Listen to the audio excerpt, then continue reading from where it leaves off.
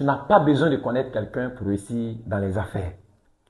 Contrairement à ce que les gens vous font croire, que si quelqu'un a réussi dans les affaires, surtout en Afrique, c'est que les gens l'ont poussé, les gens l'ont mis au dos, ou le gars, il est d'un secte. C'est faux. Tous les entrepreneurs à succès que vous connaissez, en dehors des héritiers, bien sûr, ils ont commencé à partir de zéro, sans relation, sans moyens financiers. Pour toi qui es derrière l'écran, non, j'ai pas l'argent, j'ai pas l'argent. Et ils n'avaient pas de crédibilité, ils n'avaient pas de réputation. Ils ont dû charbonner. Ils étaient prêts à payer le prix. Lorsque tu as la volonté d'aller jusqu'au bout, rien ne peut t'empêcher d'arriver. Je vous dis toujours, je préfère quelqu'un qui a la volonté à quelqu'un qui a les moyens. Parce que les moyens ne garantissent pas la réussite. Mais la volonté, elle garantit toujours les résultats. Elle garantit toujours le succès. Si tu viens de faire ma connaissance, abonne-toi. Ici, je t'inspire et te motive à te surpasser. La phrase préférée des Africains, c'est la suivante. Relation est mieux que diplôme. Et si ton papa n'est pas médecin, tu ne peux pas devenir infirmier. J'ai grandi dans des quartiers où on nous disait ce genre de trucs. Parce que moi, j'ai grandi vraiment dans les bas quartiers, les quartiers vraiment très pauvres. Et lorsque je parlais de mes ambitions, que moi, je vais devenir grand, je vais devenir puissant, je vais devenir ceci, je vais devenir cela, puisque je suis naturellement quelqu'un qui parle beaucoup, on dit, oh, lui là même, il est revenu encore avec ses bras. Parce qu'on trouve que c'est trop ambitieux vouloir quitter au bas de l'échelle et se retrouver au sommet. Oui, c'est pas fait pour tout le monde. Je vous ai toujours dit, le succès n'est pas pour les faibles. Si tu es faible, ferme l'écran déjà et puis quitte ici. Parce que ici, je parle au commando du succès.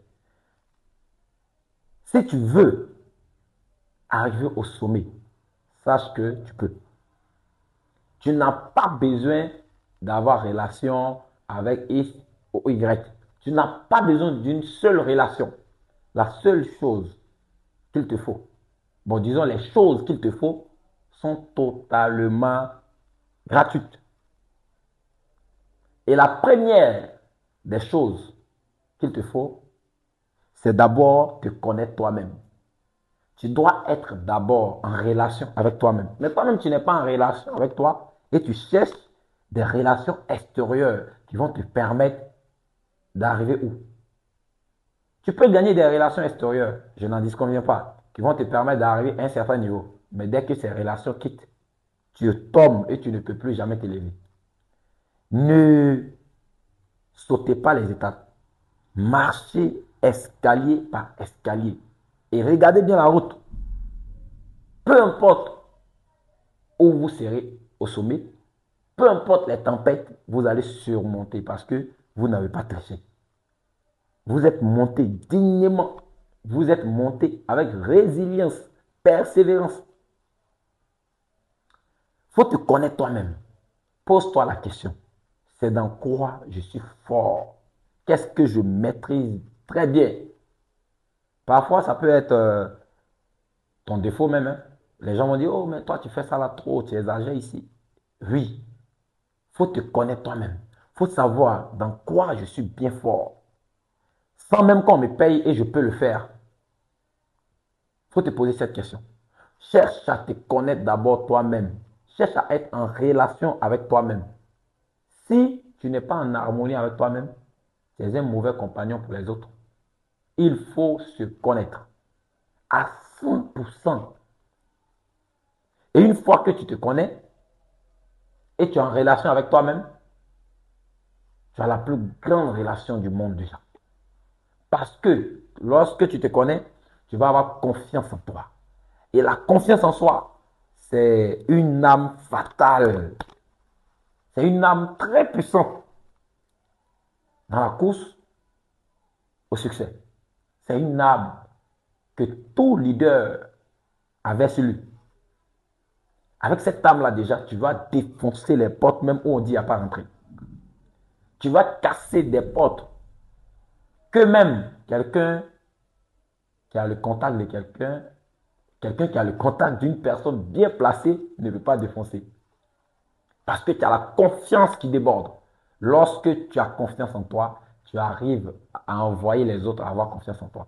Tu arrives à amener les autres à avoir confiance en toi. Et les gens, lorsqu'ils ont confiance en vous, ils sont prêts à vous pousser. Ils sont prêts à investir dans votre projet. Mais vous-même, vous avez un projet et vous avez déjà peur de votre projet. Ça là, est-ce que banni ça de ton dictionnaire? J'espère que banni, si banni, peut-être que banni, supprime tous ces mots de supposition. Dis-toi, je vais faire parce que je peux le faire. Je vais le faire parce que je dois le faire. Et si ça ne marche pas, si quelqu'un te dit ça, il faut lui dire, je vais refaire. Et si ça ne marche pas encore, ça va forcément marcher parce que je serai là jusqu'à ce que ça marche. Ce n'est pas parce que tu as échoué dans quelque chose que la chose n'est pas faite pour toi. Prenons l'exemple des grands. C'est des personnes qui ont commencé d'échec par échec en obstacle jusqu'au succès. Même les leaders bibliques ou coraniques, il n'y a pas un qui a réussi facilement. Et toi, avec cette nouvelle génération d'entrepreneurs micro-ondes, je te fais gagner 10 000 euros en 2 jours. Je te fais gagner tes 20 premiers millions en une semaine. Je vais vous dire quelque chose. Ma chaîne, c'est pour les bâtisseurs de demain. C'est pour les bâtisseurs de l'Afrique. Ce n'est pas pour les micro-ondes. Si tu es un entrepreneur micro-ondes, ferme l'écran et continue ta voie. Ici, je parle à quelqu'un qui a envie de bâtir quelque chose, d'apporter une vraie valeur à l'Afrique. Et une fois que tu te connais, la deuxième chose est la détermination. Aller au bout et jusqu'au bout. Casser les obstacles. Quand tu vois un obstacle, tu tapes dessus. Ce n'est pas pour rien que je vous appelle les commandos du succès.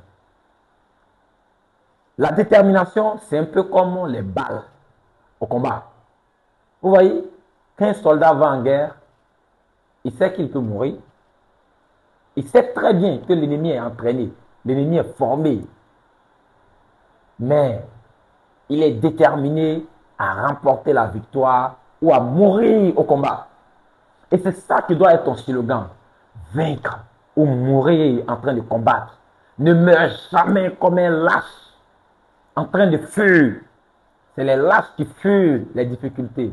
Ce sont les lâches qui fuient les obstacles. Lorsque l'obstacle se présente, ne te comporte pas comme un lâche.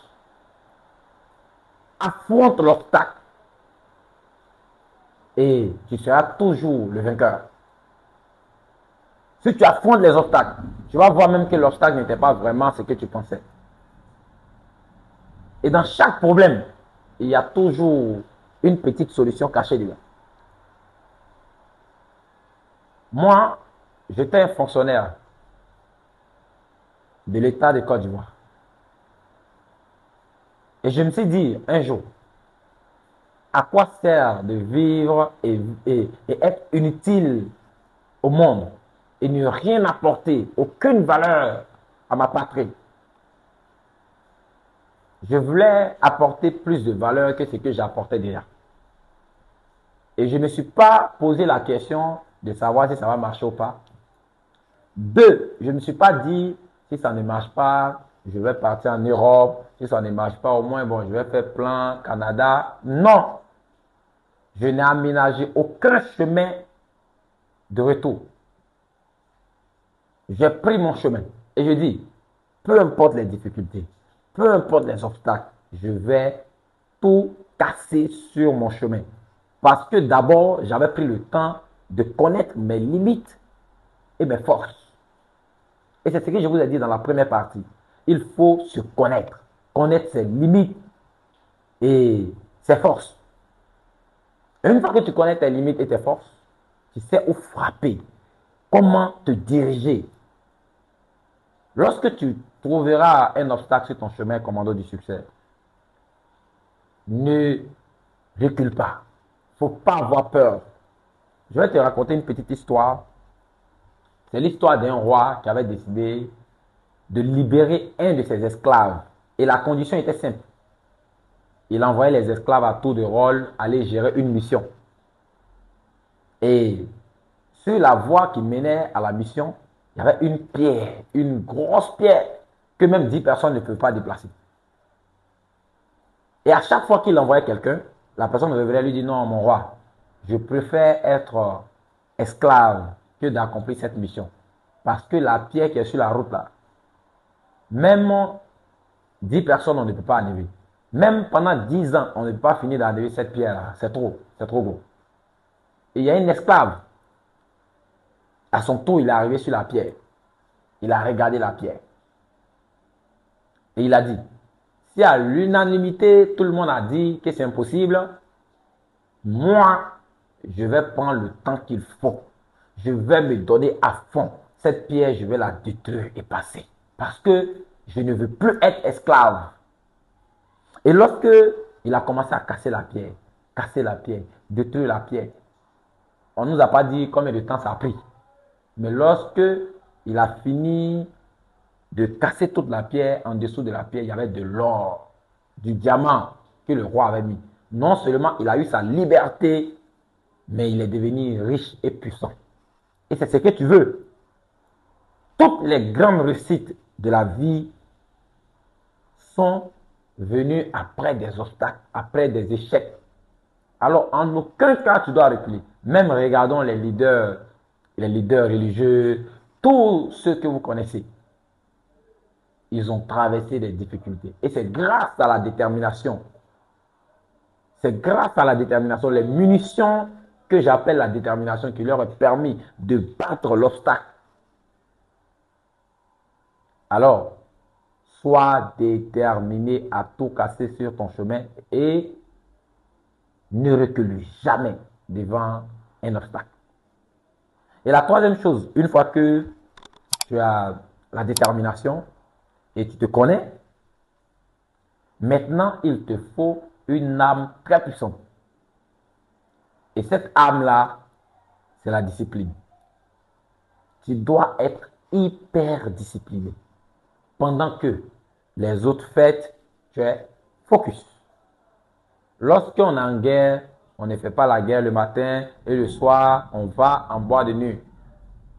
On ne fait pas la guerre le matin et le soir, on va faire chaud. Lorsqu'on est en guerre, on est en guerre. Et la guerre, ça se fait sur le terrain. Tu dois calculer toutes les choses que tu fais actuellement. Tu regardes dans tes habitudes actuelles. Qu'est-ce que tu peux remplacer et devenir plus productif? Ça peut être réaliser quelque chose qui ne te donne rien aujourd'hui, mais dans le futur, qui va te rapporter gros. Il faut réfléchir de cette manière. Sois autodiscipliné. Ne laisse pas ton entourage, les critiques te font changer. Non, sois hyper discipliné. La discipline, c'est de faire des choses que tu n'aimes pas. C'est de faire des choses que tu n'aimes pas forcément, mais qui sont bien pour ton avenir, qui sont bien pour ton succès, qui favorisent la voie de la réussite. Et je ne connais pas un leader, je ne connais pas quelqu'un vraiment qui a réussi à partir de rien, qui n'est pas discipliné. Oui, vous pouvez voir des fils à papa qui ne sont pas disciplinés, vous pouvez voir des héritiers qui ne sont pas disciplinés, mais nous qui sommes quittés au bas de l'échelle, nous qui avons mangé riz gras de gratin, nous qui avons dormi avec les souris et les cafards, on ne peut pas se permettre d'être indiscipliné. Il faut être hyper discipliné et se battre avec toute son énergie. Être tellement discipliné que les gens te demandent, mais toi-même là, tu penses que c'est toi seul que tu veux réussir? Oui, ils vont te dire ce genre de truc. Hein. Tu penses que c'est toi seul que tu veux réussir? Nous tous, on est gamés, mais il faut s'amuser souvent. Il ne faut pas t'amuser. Concentre-toi sur ton avenir. L'amusement viendra. Si tu veux, dans l'avenir, tu peux décider d'aller manger à Dubaï et aller dormir en Italie. Et lorsque tu te réveilles en Italie, tu vas aller te coiffer à Paris et rentrer dans ton pays, en Afrique, pour continuer ta vie. Mais ceux qui sont en train de te dire que tu es trop gamé, tu es trop concentré, c'est pas bien, ces mêmes-là vont t'appeler le boss. Ils vont essuyer ta voiture ici. Le succès n'est pas pour tout le monde. Je vous dis ça tous les jours. Le succès, c'est uniquement pour les commandos du succès. Ceux qui sont condamnés à réussir. C'est ceux que on leur a mis en prison, dans la prison, que si toi, tu n'as pas réussi, tu vas mourir ici. C'est nous. Comme ça, on peut réussir. Tu dois avoir cette rage, cette soif de réussir tellement que t'amène à être discipliné. Cette soif, cette rage. Si tu n'as pas encore vraiment la rage, je te conseille d'aller te faire frustrer dans les endroits où tellement qu'on te frustre, même quand tu rentres à la maison, tu t'en vas acheter d'abord une bibliothèque pour venir garder chez toi. Tu enlèves ta télé, tu vends. C'est ça qu'il te faut. Sinon, tu ne peux pas être discipliné. Tant que tu n'as pas subi des frustrations, si tu n'as jamais été renvoyé à l'école pour 5 000 francs, 2 000 francs, pour des sommes minables comme ça, tu ne peux pas être discipliné. Mes vidéos sont adressées uniquement aux commandos du succès. Ceux qui en aiment marre de la pauvreté chronique, ceux qui veulent casser le mythe qu'on ne peut pas réussir sans que quelqu'un nous aide là, c'est à eux que je parle. C'est à eux que je parle dans cette vidéo. Et le quatrième point que je vais te donner, c'est l'engagement. Il ne faut pas avoir peur de t'engager. Donne-toi à fond. L'engagement. Donne-toi à fond. Dis-toi, ça marche pas, je suis dedans. Donne-toi à fond. Ne te donne pas à 50% et puis 50% ailleurs. Non, mets-toi à 100%. Ou les autres reculent. Et ils se donnent à 20%, à 30%. Donne-toi à 100%. Ceux qui réussissent toujours, c'est ceux qui s'engagent les mieux. On ne peut pas vouloir réussir et foncer sur le chemin de manière nonchalante, en train d'aller avec des doutes, en train d'avancer du genre, comme si on n'avait pas envie d'arriver. Le succès ne répond pas au nonchalant. Le succès répond au commando, aux guerriers du succès, aux soldats du succès. Alors, fonce, donne-toi à fond, engage-toi à 100%. Ce n'est jamais inutile de s'engager à 100% dans quelque chose. Si tu dois échouer, ça ne doit pas être par manque d'effort, ça ne doit pas être par manque d'engagement. Moi, quand je m'engage dans quelque chose, c'est toujours comme ça, je dis, je peux échouer, oui, mais ça ne sera pas par manque d'engagement, ça ne sera pas par manque d'effort. C'est pourquoi tout ce que je fais, ça marche. Et il est très important d'être engagé à 100% dans ce que vous faites. Je ne sais pas c'est quel business tu fais. Je ne sais pas tu entreprends dans quoi, mais engage-toi à 100%. Vous pouvez, si vous croisez un jour un de mes collègues de travail, avec ceux que j'étais dans la fonction publique, ils vont vous dire, on ne pourrait jamais imaginer qu'un jour, Alama allait quitter ici. Parce qu'il était engagé à 100%. Tout ce que je fais, je m'engage à 100%. Je me donne à fond. Ce qu'on me demande de faire, je le fais correctement. J'ai été toujours obéissant. Et c'est ça. Le succès répond à ceux qui l'obéissent. Le succès répond aux personnes qui acceptent de ne pas écouter le monde et écouter le silence de leur âme. C'est à eux que le succès répond. Maintenant, le cinquième point qui est ton bonus, l'action. C'est bon de connaître tout ça, mais si tu es immobile, tu ne passes pas à l'action. Vaut mieux travailler même 5 minutes chaque jour sur ton rêve que de travailler 1 heure chaque mois. Chaque jour, il faut te poser la question, qu'est-ce que je dois faire pour m'améliorer? Qu'est-ce que je dois faire pour avancer un peu? Qu'est-ce que je dois faire pour avancer? Qu'est-ce que je dois faire? Qu'est-ce que je fais maintenant? Et arrête de penser au passé. Non, en fait, j'ai perdu mes parents. J'ai trop souffert dans ma vie. Ma maman doit être fière. Comment ta maman sera fière si tu passes ton temps à douter, si tu passes ton temps à procrastiner? Comment ta maman sera fière? Comment toi-même tu seras fier de toi d'abord? Bats-toi avec toute ton énergie et commence dès maintenant, pas demain, pas après-demain. Dès que tu vois cette vidéo, commence. Le temps, c'est maintenant, le bon moment. C'était Alama Soro, commandant du succès.